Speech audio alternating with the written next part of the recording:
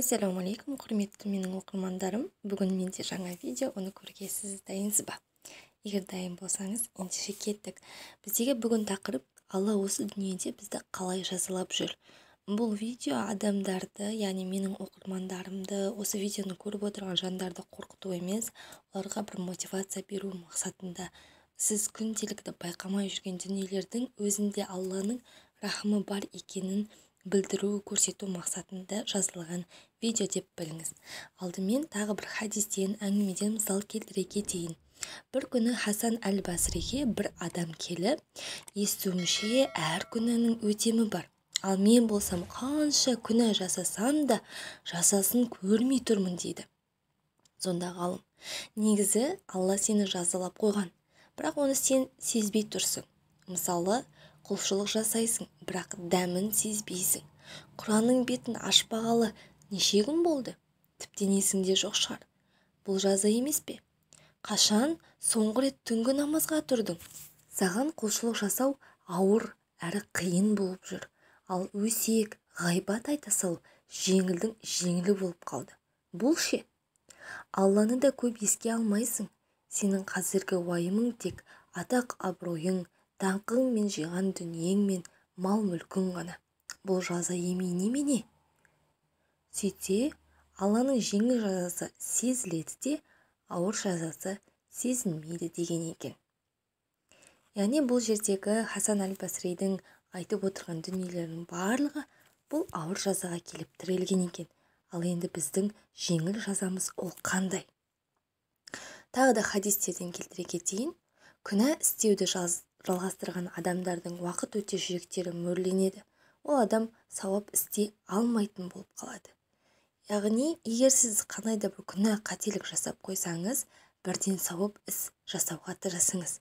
Тіптен 100 теңге болсын садақа беруді күнделікті тоқтатпауға тырысыңыз.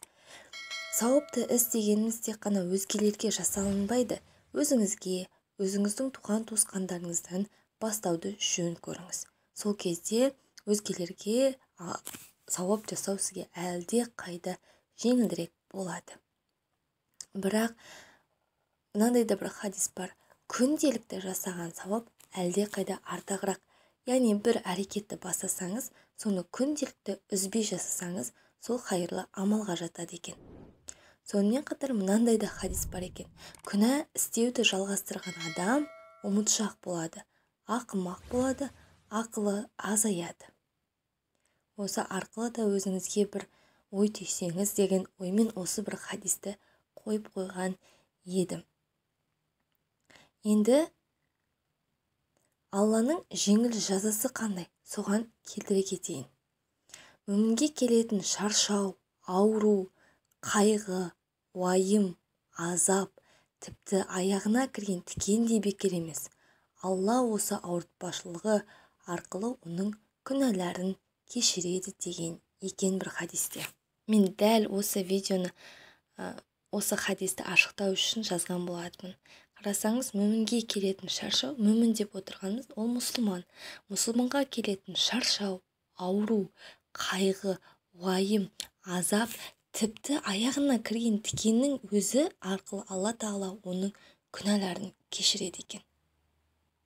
Яғни біз күнделікті күйбең тіршіліктен барып, кешкісін төсекке барып шаршап құлауымыз, үйде күндіз жүрген кезде далада сүрініп құлап кетуіміз, аяғымызды, қолымызды, тағы бір дене мүшемізді байқаусызда соғып алып, көгертіп алуымыз, қолымызды пышақпен кесіп алуымыз, осының барлығы ол Алла Тағаланың бізге мейірімі екен.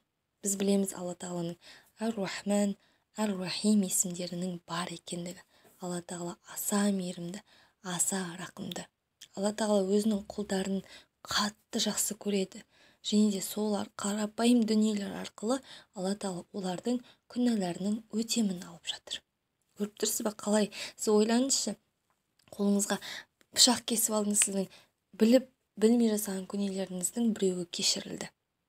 Бұл дегеніміз Алла Тағала біздің күнәларымызды осы дүниеде кешіріп қояды деп күнәлардың үстіне күнәні жапсыру емес, барынша күнә жасаудан тыйылу керек.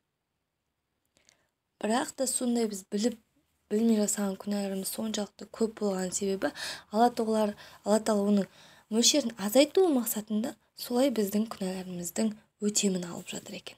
Аяқ астынан ауырып қалса, бір жерімізді үнемі кесіп алатын болсақ, соғып алатын болсақ, осы менің көзім көрмей ма, мен үнемі маған осындай пәлекеттер жалғасып тұрады, менің қандай қателігім, күнәм бар деп солай өз-өзімізді жаздырғанша, ондай сөздерді айтқанша, жалпы ондай сөздерден аулақ болу керек. Альхамдулилля, алла тағала осы арқылы менің қандай да бір күнәмді кешіріп жатқан шығар. Аллах тағаланың маған түскен мейірімі ғой бұл деген секілді өз-өзіңізге шүкір айтыңыз. Және де адамдардың дерттері ол күнәлар, ал олардың дауасы истихфар. Күніне кемінде 360 рет истихфар айтуды әдетке айналдырыңыз. Истихфарды молынан көбірек айтатын болсаңыз, сіздің кішігірім күнәларыңыздың кешіріледі, әрі ісіңізге, өміріңізге береке кіретін болады. Неге 360 дейтін болсаңыз, ғалымдардың айтуы бойынша адамның дене мүшесінің санына қарай. Яғни сіз 360 деген рет истихфар айтатын болсаңыз, сіз алла тағалаға шүкір етесіз. Я Аллах, маған осындай денімнің сау болған үшін. Сіз мысалы көзіңіздің ашып жұмылуы, қолыңыздың қимылдауының барын алла тағала сіз сұрамай-ақ сізге соның барлығын берді. Ал сіз солған өтем ретінде 360 рет ғана истихфар айтасыз.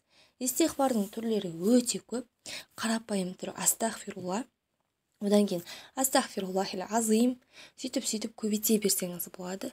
Қандай түрлері бар десеңіз, сәжде кезекке кірсеңіз болады. Не болмаса дәл қазір экранда көрсетіліп тұрғанда скринда алып күнделікті айтып отырсаңыз да болады. Құрметті менің оқырмандарым, егер бүгінгі видео сіздерге ұнаған болса, лайк басып, комментарий қалдыруды ұмытпаңыздар.